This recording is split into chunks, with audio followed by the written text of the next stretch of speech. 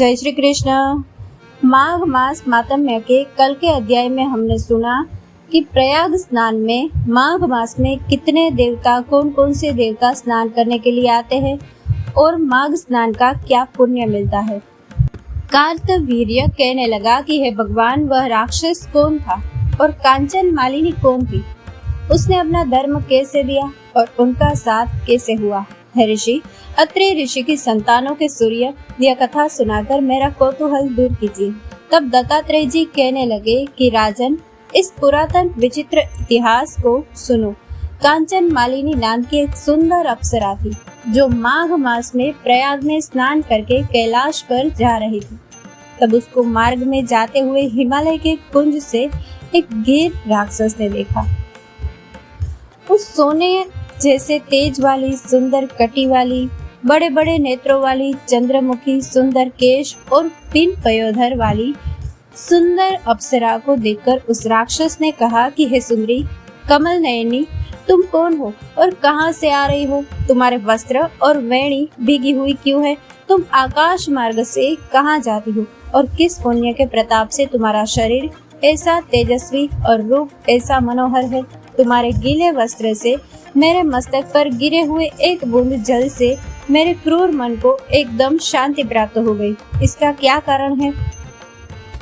तुम बड़ी शीलवती प्रतीत होती हो, इसका कारण मुझसे कहिए। अप्सरा ने कहा कि हे राक्षस, सुनो, मैं काम रूपिणी अप्सरा हूँ। मैं प्रयाग में संगम में स्नान करके आ रही हूँ।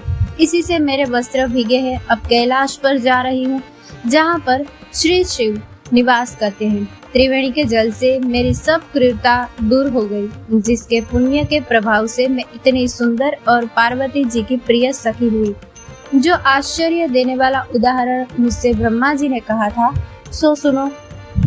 मैं कलिंग देश के राजा की वेश्या थी। रूप, लावण्य और सुंदरता में अपूर्व थी। मेरी सुंदरता पर सारा नगर मोहित था और मैंने अनेकों प्रकार के भोग भोगे। अनेक प्रकार के वस्त्र और आभूषणों की घर में कोई कमी नहीं थी।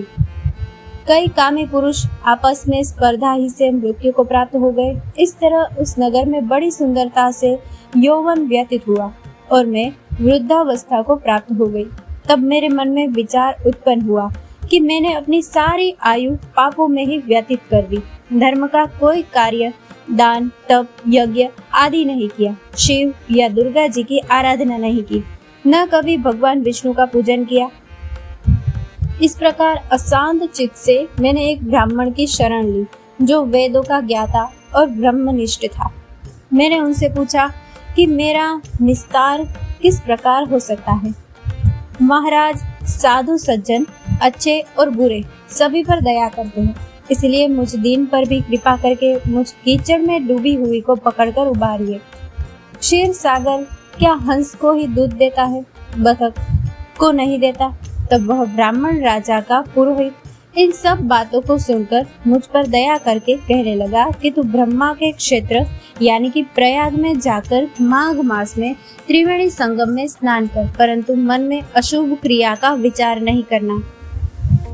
पापों के नाश के लिए महर्षियों ने तीर्थ स्थान से अधिक और कोई प्रायश्चित नहीं बतलाया। प्रयाग में स्नान करने से तू अवश्य पवित्र होकर स्वर्ग को जाएगी। हे भामिनी, पुराने समय में गौतम ऋषि की स्त्री को देखकर इंद्र ने काम के वशीभूत होकर कपट वेश में उससे भोग किया था। इसलिए ऋषि द्वारा श्राप दिया गया और उसका शरीर अत्यंत लज्जा युक्त हजारों भगों वाला हो गया। तब इंद्र नीचा मुंह करके अपने पाप कर्म की बुराई कराने लगा। मेरु पर्वत के शिखर पर स्वच्छ जल वाले सरोवर पर एक स्वर्ण कमल से भरे हुए कोटर में घुस गया और अपने पाप को धिक्कारता हुआ कामदेव की बुराई करने लगा कि यह सब पापों का मूल है। इसके ही वशीभूत होकर मनुष्य नरक में जाते हैं और अपने धर्म, कीर्ति, यश और धैर्य का नाश करते हैं।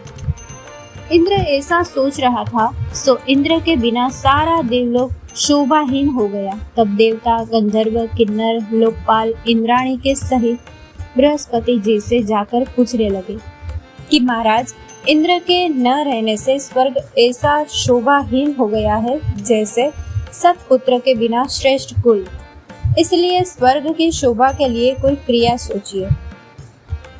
इस विषय में देर नहीं लगानी चाहिए। तब बृहस्पति जी कहने लगे कि इंद्र ने बिना सोचे विचारे जो कर्म किया है उसका फल भोग रहा है।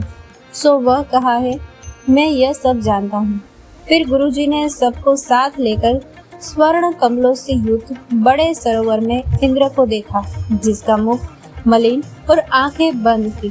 तब इंद्र ने बृहस्पति जी के चरणों को पकड़कर कहा कि इस पाप से उद्धार करके आप मेरी रक्षा कीजिए। तब बृहस्पति जी ने इंद्र से कहा कि प्रयाग में स्नान करने से ही तुम पाप मुक्त हो जाओगे।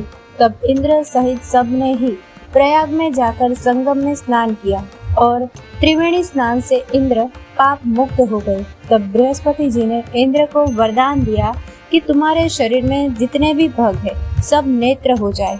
तब इंद्र ब्राह्मण के वर से 1000 नेत्रों से ऐसा सुशोभित हुआ जैसे मान सरोवर में कमल शोभायमान होता है। कल माघ मास मातम्य के अध्याय में आगे की कथा सुनेंगे। इस वीडियो को अधिक से अधिक शेयर करके अपने शास्त्रों को ज्यादा से ज्यादा प्रचार करें। जय श्री राम।